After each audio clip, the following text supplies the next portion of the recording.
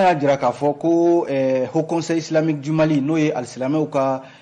fara ɲɔgɔn kan kuluba ye n'a bɛ kuma alisilamɛw bɛɛ lajɛlen tɔgɔ la a jirala k'a fɔ ko baara kura de kalifara la nin ye ni min bɛ tali kɛ jamana ɲɛmaaw fɛ ko ka kuma Bamanci wale tigilamaw fɛ limanaw sigi ka fɔ ka boloda kumaɲɔgɔnya ka dayɛlɛ Bamanci wale tigilamaw n'o ye Yadi Agali ani Amadu Kufa ye o la sa Haut Conseil islamique tɔnba min ye nin ye limanaw Nouvelle Horizon kɛlen do ka ɲininkali de kɛ ko n'a sɔrɔla maaw hakili t'a la k'a fɔ bɛnkan min kɛra kɔsa in na ɲɔnɔ mara la yɔrɔ Haut Conseil islamique kelen ale de kun bilala o baaraw ɲɛma nka a jirala k'a fɔ hali n'a sɔrɔla o kɛra bɛnkan ye waati kunkurunin bɛnkan de do Bamanci wale tigilamaw ani donso minnu b'a a yɔrɔ kofɔli in na marifaw madara waati damadɔ de la nka a yira k'a fɔ bɛnkan in tilala ka bɔrɔtɔ Bamanci wale tigilamaw fɛ ka sababu kɛ ɲininkali min n'o kɛlen do n'a sɔrɔla Haut Conseil islamique ale de ma jɔ a jɔyɔrɔ la wa walima a fɔra ko bɛnkan ka taa taabolo minnu fɛ a ma taa o sira de fɛ wa o de ye ɲininkali yɛrɛ ye wa fana Nouvelle Horizon y'a jira k'a fɔ n'i ye jateminɛ kɛ ni Haut Conseil islamique nana ci nin cogoya in na k'a fɔ k'u ka kumaɲɔgɔnya dayɛlɛ u ni walejugu tigilamaw n'o ye jatigɛ wale tigilamaw ye minnu bɛ ka jagoya diinɛ n'o ye jagoya alisilamɛya ye k'o ta k'u ka kɛlɛkɛbere ye limanaw ni dun ye jateminɛ kɛ waati tɛmɛnenw na Haut Conseil islamique ale ɲɛmaaba n'o ye Cherif Ousmane Madani Haidara ye ale yɛrɛ tun ye kuma dɔw fɔ waati dɔw la k'a fɔ ko Yadi Agali ka tɔnba min ye nin ye n'o ye Ansardini ye n'o ye jagoyala alisilamɛya ye ka kɛlɛ kɛ ni silamɛya tɔgɔ ye k'a sɔrɔ silamɛya tɛ waati yɔrɔ Cherif Ousmane Madani Haidara ale ka Ansardine o ni Yadi Agali ka Ansardine tɛ kelen ye sabu Yadi Agali ka Ansardine limanaw o na kɛ maafa Ansardine ye n'o tɛ Cherif Ousmane Madani Haidara limanaw ale ka Ansardine o ye bɛn Ansardine de ye k'a fɔ de ko k'u da ɲɔgɔn ma waati min ye Cherif Ousmane Madani Haidara ye ale tun ye Yadi Agali ka hali a fɔ de ko a b'a wele bɔgɔ jeninen ka sabu a kɛlen do ka tɔgɔ min ta ka da a ka diinɛ la n'o ye Ansardine ye limanaw ka tila ka walejugu ta ka ɲɛsin bunadamadenw ma min a waati la Cherif Ousmane Madani Haidara k'o tɛna bɛn ni dun jateminɛ kɛ o bɛɛ lajɛlen ye kow ye minnu bɛ sen na ale Haut Conseil islamique kelen min n'a ɲɛmaaya bɛ Cherif Ousmane Madani Haidara bolo bi yɔrɔ min ye Yadi Agali ani Amadu Kufa ye olu ka taabolo ye o ye ko sariya o de ka bato Mali fantan a naani bɛɛ lajɛlen jagoya sariya kɔsa in na min ye G6 min ye n'o ye groupe de soutien à l'islam et aux musulmans ani Katibari Masina u ye olu ni min bɛ tali kɛ an ka jamana kɔnɔna la yan nɔ u ni an ka diinɛ tigilama dɔw bɛ samasamali na u ni ɲɔgɔn cɛ k'a fɔ de ko sariya ka labato an ka jamana kɔnɔna la yan walasa bɛn bɛ se ka na cogo min na ni dun ye jateminɛ kɛ a ko faamuyabaliya bɛ a ko hukumu kɔnɔna la n'a fɔra o Haut Conseil islamique kelen limanaw ni maaw hakili b'a la ɲɔnɔ mara la kɔsa in na hali n'a sɔrɔla u tun bɛ wulikajɔ la ko ka bɛn sabati ɲɔnɔ mara kɔnɔna la donsow ni jadisiw ni ɲɔgɔn cɛ nka a nana ye k'a fɔ Conseil islamique ye wulikajɔ min kɛ a jaabi kɛra min ye bɛɛ y'o dɔn ko Haut Conseil islamique u kan k'a dɔn k'a fɔ u ye wulikajɔ min kɛ o bɛnkan sɔrɔli la a bɛnkan in ma kɛ sababa ye sabu hali sisan Bamanci wale tigilamaw wulilen bɛ k'u jɔ o ɲɔnɔ mara kelen in na ka ban min ye dugu sigibaw maa minnu bɛ yen n'olu ye duguden gansanw ye ka Bamanci wale ta ka u sɛgɛrɛ k'u ka a lajɛ ka kalan sɔrɔ o kɔnɔna la ka faamuya sɔrɔ o kɔnɔ hali n'a sɔrɔla k'u bɛna bila u ni Yadi Agali ninnu u ka kumaɲɔgɔnya tɛmɛ u ni ɲɔgɔn cɛ nka ko Haut Conseil islamique yɛrɛ kɔnɔna la maa dɔw bɛ olu ye kunnafoni di k'a fɔ ko baaraw bilala sen kan ka ban sabu sira o sira bɛ yen n'o bɛ kɛ sababu ye kumaɲɔgɔnya bɛ tɛmɛ Yadi Agali ani Amadu Kufa ani kɛrɛnkɛrɛnnenya la min ye Bamanci n k'a fɔ Haut Conseil islamique ni ɲɔgɔn cɛ limanaw k'a siraw bɛɛ lajɛlen o dayɛlɛlen don ka ban sabu maa min tun b'a ko ɲɛmaaya la don tɛmɛnenw la o ye Elhaji Mohamed Mufa Haidara ye a ko bi ko malidenw caman bɛ yen minnu fɛla ye ko kuma ka kɛ Yadi Agali ani Amadu Kufa fɛ yɔrɔ jɛrɛ minnu kɛra i n'a fɔ conférence d'entente nationale ani dialogue national inclusif maliden caman bɛ yen olu fɛla de ye ko ni basigi min ni jamanaden caman bɛ k'o ɲini ko fo kuma ka kɛ nin cɛ fila fɛ sabu n'i ye walejugu ta k'a lajɛ jamana camancɛ na kɔrɔnfɛla la jamana ninnu de bɛ ka ninnu de b'a kɔfɛla la bi Au conseil islamique limana ko bara ba bulu de bara belebele yɛrɛ sabu ni ye jateminɛ kɛ ale au conseil islamique kelen limana k'a fɔ ko u ka se ka ni kumaɲɔgɔnya in k'a don ba la kuma ka kɛ Yad Agali ani Amadu Kufa fɛ limana ko a bɛ sɔn ka kɛ baara gɛlɛnba de ye ni Nouvelle Horizon y'o fɔ min ye indicateur de renouveau ye ale fana nana i da don kuma in na ale fana y'a damana ɲininkali kɛ a ko kumaɲɔgɔnya sigi ka fɔ u ka ɲini min ye Yad Agali ani Amadu Kufa olu fɛ limana ko mun de bɛna taa fɔ ninnu ye mun kumaɲɔgɔnya de bɛna kɛ o de ye indicateur yɛrɛ ka ɲininkali ye limana mun ɲininkali bɛna kɛ indicateur ka kuma la a ko groupe de soutien à l'islam et aux musulmans n'o ye GENIM ye o yɔrɔ o ye Mali kɔnɔna ye nka a jɛkulu belebeleba min bɛ yen n'o bɛ diɲɛ kɔnɔ n'o u k'a ma ko Al-Qaïda au Maghreb islamique AQMI a n'a ɲɔgɔnnaw olu de bɛ diɲɛ fantan naani bɛɛ lajɛlen ko fo ka sariya bato sariya min n'o ye jagoya sariya ye walasa limanaw ɲininkali min tora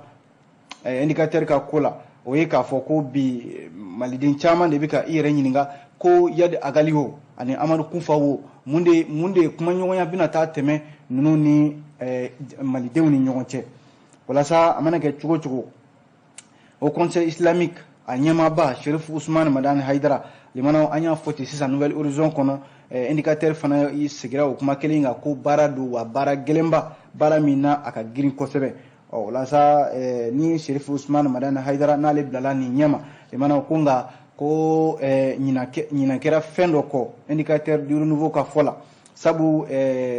ka kɔn Cherif Ousmane Madani Haidara ɲɛ ciden wɛrɛw kun bilala o conseil islamique kelen tɔgɔ la ka kuma Yad Agali fɛ waati la min ye Mahamudu Diko ye ale de tun bɛ au conseil islamique ɲɛma a waati la min ye Mahamudu Diko ye ale tun ye kumaɲɔgɔnyaw yɛrɛ daminɛ a waati la nka a nana kɛ kumaɲɔgɔnya ninnu a danna sira la ni maa min ye Mahamudu Diko yɛrɛ lajɛ limanaw maa don min ni ani ninnu n'o ye jihadisi ninnu ye u bɛ se ka ɲɔgɔn faamuya sira caman fɛ sabu Mahamudu Diko ale ye kalanw kɛ Arabi Saoudite jamana kan wa min ye Yad Agali fana ye k'o fana ye kalan kɛ Arabi Saoudite jamanaw kan u bɛ se ka ɲɔgɔn ye sira caman kan wa u bɛ se ka faamuya sɔrɔ sira caman kan olu ka teli ka ɲɔgɔn faamuya limanaw ni ciden min bɛ yen ciden kulu min wulilen filɛ n'u kama ko mission des bons offices ni a sigira sen kan ka maaw sugandi ka bila a kɔnɔna a ko hukumu kɔnɔ n'o ye au conseil islamique maaw ye k'a sɔrɔ Mahamudu Diko ale sen ma don a la limanaw ko a bɛ sɔn ka kɛ an solila an ma taama ye sabu n'i ko bɛn limanaw foyi tɛna caya bɛn ma maa o maa bɛ yen k'o bɛ se ka i da don a ko la n'a bɛ ɲɛ limanaw ni mago kan ka se ka jɔ o la u ka wele a ko kɛnɛ kan walasa indicateur du renouveau ka fɔ la a kun ka kan hali n'a sɔrɔla baara in n'a kalifara au conseil islamique la maa min bɛ yen n'ale tun ye au conseil islamique ɲɛmaaya yɛrɛ kɛ n'ale tun ye nin baara in n'ale tun y'a wulikajɔw kɛ don tɛmɛnenw la wa a ko yɛrɛ tun kan ka kalifa o fana na n'o ye min ye Mahamudu Diko ye limanaw ka fara o kan yɔrɔ bamaci wale tigilamaw olu ni faransi ta a fɔ kɛnɛ kelen kan o faransi kelen limanaw o fana kalenkan de ye ko sigika fɔ ka kɛ Mali jamana ni bamaci wale tigilamaw cɛ k'o t'olu fɛla ye yɔrɔ ko a kɛra samasamani yɔrɔ fila ye n'i ye jateminɛ kɛ faransi jamana waati dɔ la olu kun y'u kangama Ibrahim Bokar Keita ale ni nin waleya kelen cɛ sabu IBK yɛrɛ kun ye nin kuma fɔ ko ka sigikafɔ kɛ dialogue national inclusif ye mun fɔ ani conférence d'entente nationale ye min fɔ o baara bɛ sen na o bɛ ka lawaleya waati min na faransi nana i kangama o baaraw ni Mali jamana cɛ ko o tɛna kɛ fiyewu olu tɛna jɛn ni o ye ko ka sigikafɔ kɛ ni maafala ye faransi ko ale tɛna jɛn ni o ye nka bi a bɛ n'a fɔ cɛmancɛ fanga ɲɛmaaw kɔni kalenkan don limanaw ko ka Yad Agali Amadu Kufa u bɛ yɔrɔ o yɔrɔ u ka ɲini u ka ye kuma ka kɛ u fɛ u mago ye min ye u ka dɔn u bɛ fɛ min ka kɛ jamana kɔnɔ sigikafɔ ka kɛ bɛn ka kɛ ko la jamana bɛ se ka basigi cogo min na ko nka limanaw faransi tɛna jɛn ni nin ye fiyewu nin baara in o ka kɛ o de la an bɛ don min na ko bi limanaw ko bamaci wale tigilama ninnu n'o ye Yad Agali n'a ka maaw ye ani Amadu Kufa ninnu u kɔni olu b'u ka wale jugu la jamana kɔrɔnfɛla na cɛmancɛla la nka a sera sa limanaw cɛmancɛ fanga maaw u ka se ka wulikajɔba de kɛ walasa ninnu ka se ka ɲini ka ye kuma ka kɛ u fɛ jamanadenw ka se ka lafiya kunnafoni filɛ limanaw l'indicateur du renouveau ani Nouvelle Horizon olu de bi ɲɔgɔn dafa ni kuma in na n'an bɔra yen nɔ an bi don min ye l'essor ale kɔnɔ l'essor kumana l'essor y'a jira k'a fɔ ko min ye assise nationale de la refondation limanaw sigikafɔ min bɛ yen n'a a baaraw bɛ labɛn na jamana ɲɛmaw fɛ sigikafɔ in ko a baaraw a bɛna fɔ a bɛ ka nɔbɔ an bɛ waati min na i ko sisan o de la a jarala k'a fɔ ko baara ninnu ɲɛbilaw maa minnu bɛ yen ni olu kan ka sugandi ka bila baara ninnu labɛn na o maaw sugandira ka ban sabu conseil de cabinet min ni o sigira an ka jamana faamaw fɛ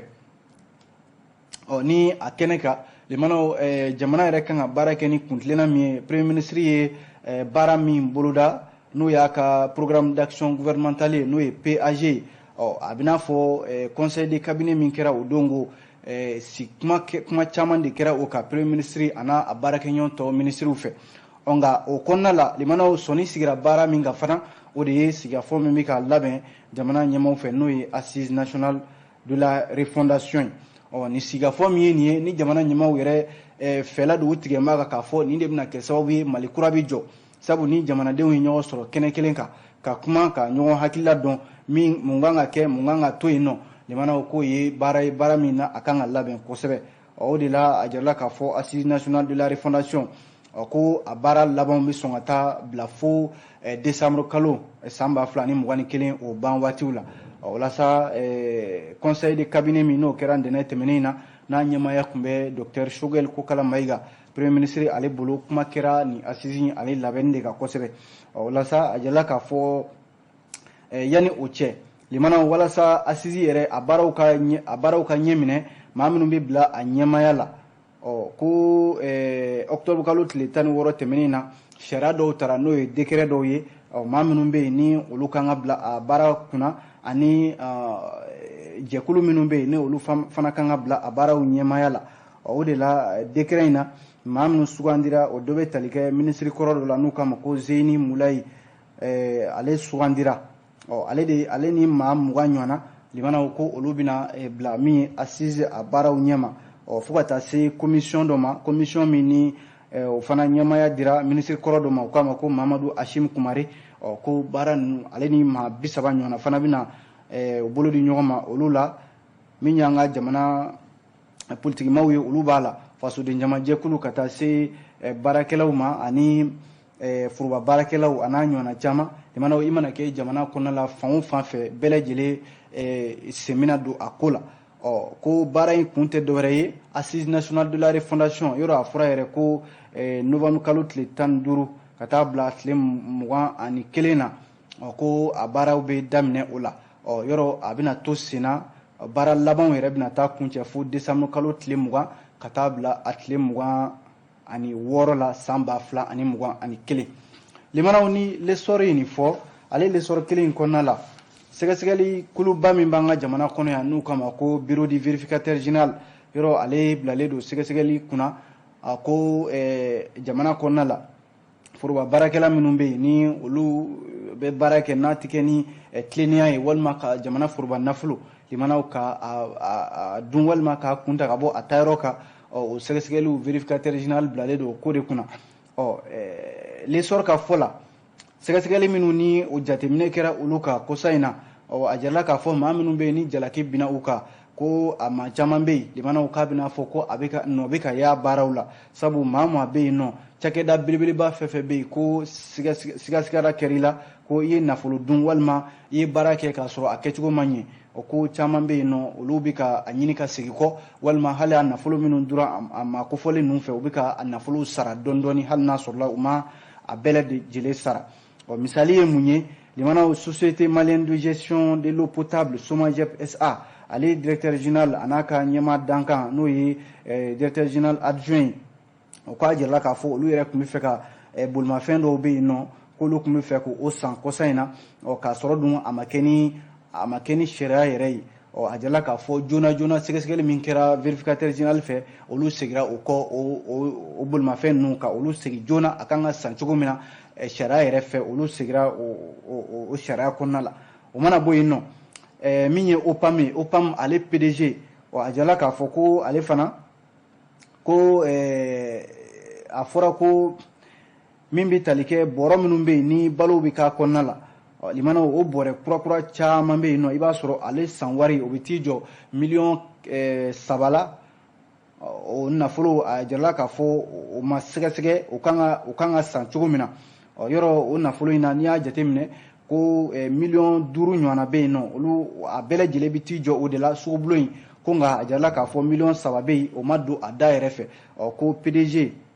min bɛ OPAM tɔgɔ la o sɛgɛsɛgɛli min kɛra vérificateur général fɛ o fana sigira $5 in na ko $3 ko a y'o bila a nɔ na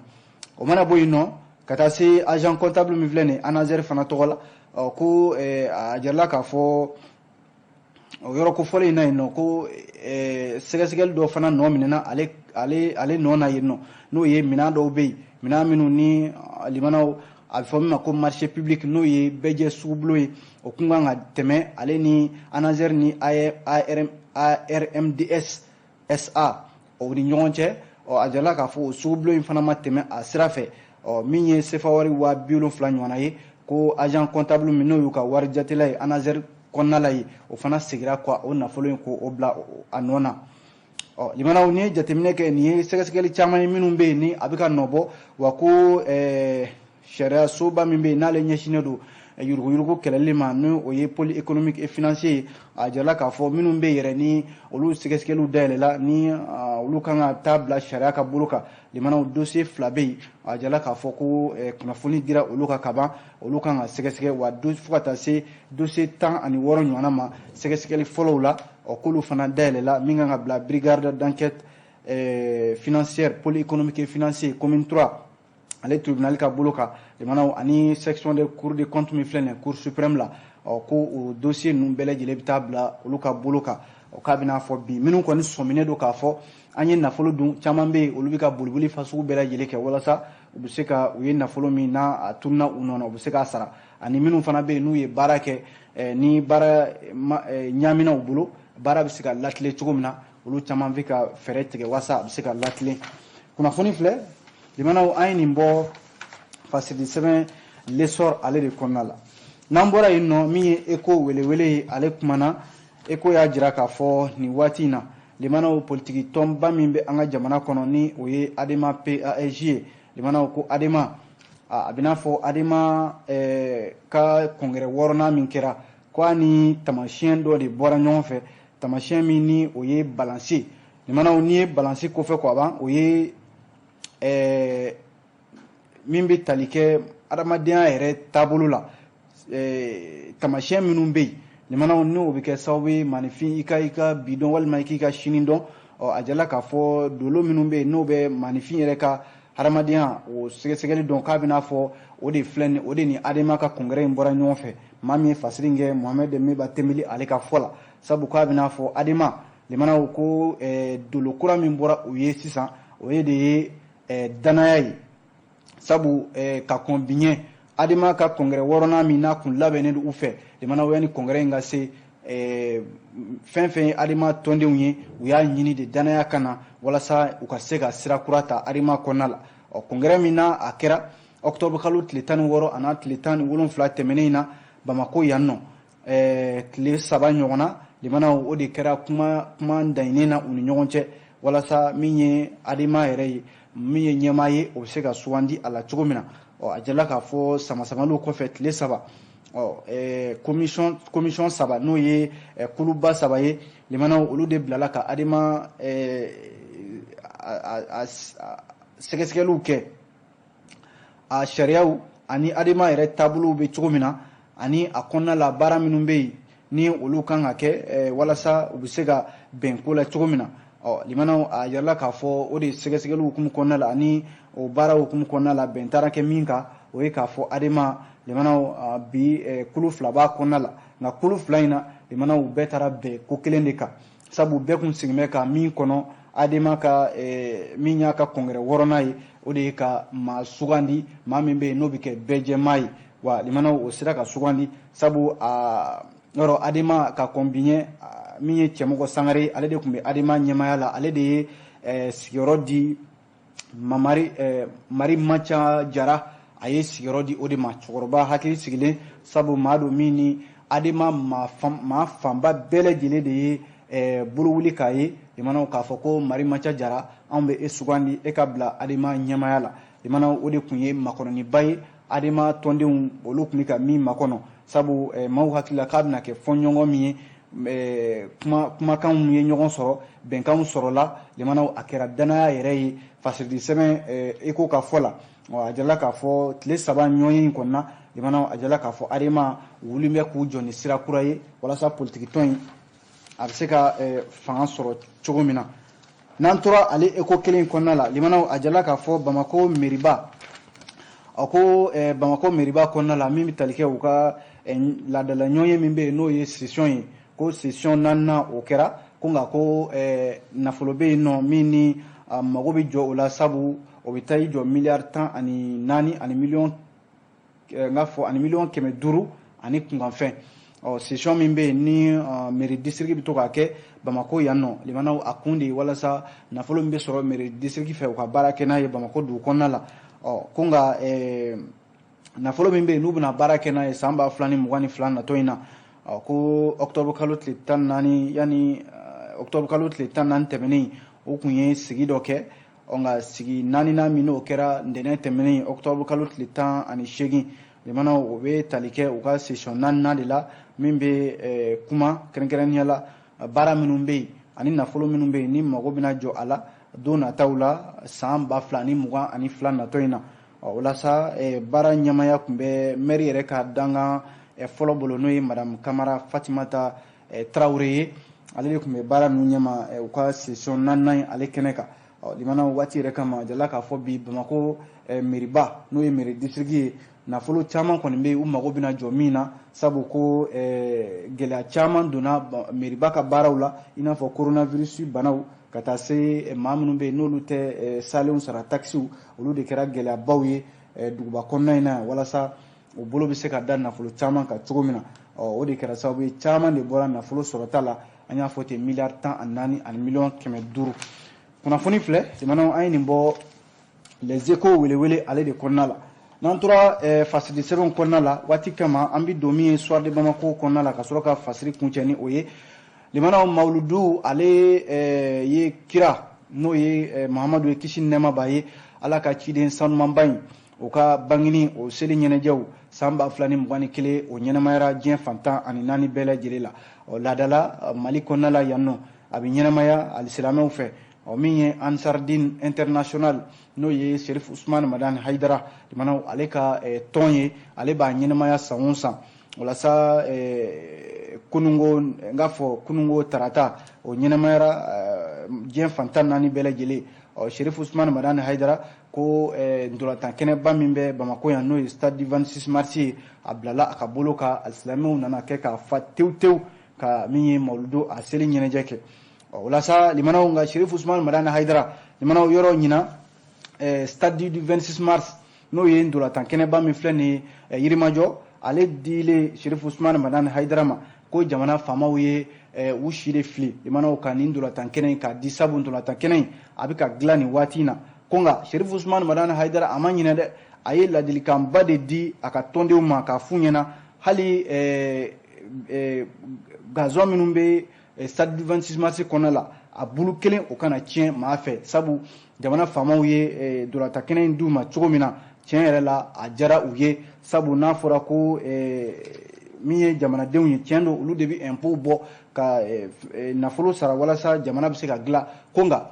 i bɛ wari bɔ ka min dilan o fana kana tiɲɛ i bolo o de y'a to Sherif Usman Madani Haidara a ye ladilikan caman di a ka tɔndenw ma walasa u bɛ se k'u hakili to stade du 26 mars la cogo min na ani a ye folikan di jamana ɲɛmaa ma n'o ye colonel Asimi Goyita ye a ye cɛden n'o ye lakanabaaw ye maa 1500 ɲɔgɔnna ko ka mawuludukɛlaw k'olu n'u bolofɛnw olu lakana a y'o folikan di wa fana a y'a jira k'a fɔ ko ala yɛrɛ ta kɔfɛ ko min ye colonel Asimi Goyita ye k'a kana sira foyi ɲɛ sabu maa min bɛ fɛ ka jamana lakana limanaw i kana i ta maaw ka tɛgɛrɛfɔw ani maaw ka kumaw fɛ i ka sira ala ɲɛ i ka jamana dilan wa ko ni siranna ala ɲɛ jamana dilan n'o de b'i dusukun na limanaw ko ala bɛ i dɛmɛ limanaw waati n'a cogoya kama an ma se ka kunnafoni in bɛɛ lakale nka labakurunba ye nin ye soir de Bamako de y'a fɔ an bɛ kunnafoni bila nin kan yan an sera ka min lakale aw ye ka bɛn ni waati ye o ye nin ye an b'a fɔ a k'an bɛn sini ni ala sɔnna